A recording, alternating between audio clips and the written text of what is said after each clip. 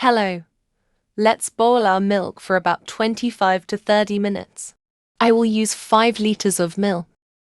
From the alignment we put. You boil it for, 10 minutes.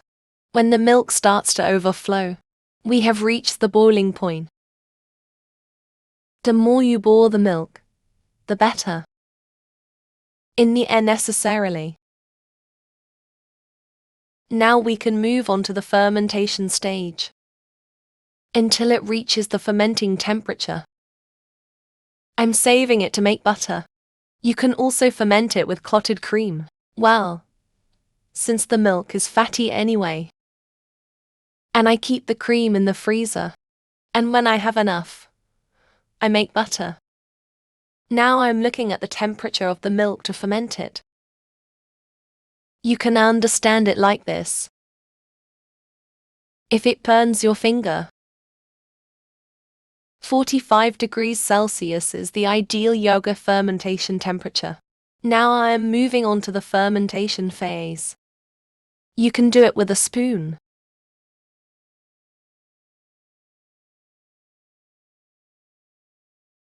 One saucepan for fermenting and to use mason jars. Now I divide the yeast into pots and jars.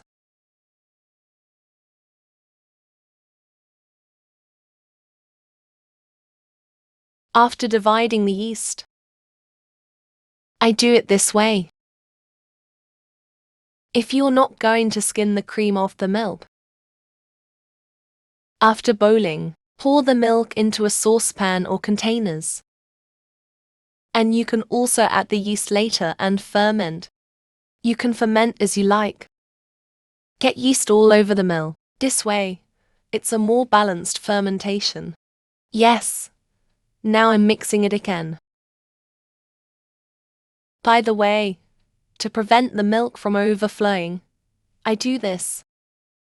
Milk. I throw a teaspoon of grain steel. When boiling, the teaspoon prevents the milk from overflowing. Yes, after combining milk and yeast. As you can see, I didn't cover the pot. I put it upside down. And that's why I've been able to get. My yogurt is not watery. It's solid. And I let it ferment for 5 hours. Yes. After 5 hours I put my yogurt in the fridge. I let it rest overnight. I'm showing you the day after tomorrow. After the yogurt has fermented, immediately close the lid. Let it stand for 15 minutes at room temperature. Put in the refrigerator of the pot and yeah, how solid. Even though I skimmed the cream off the top. Amount of cream accumulated.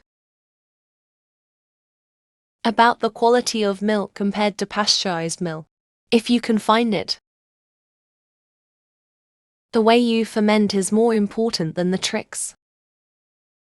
Boil milk well, stirring while boiling.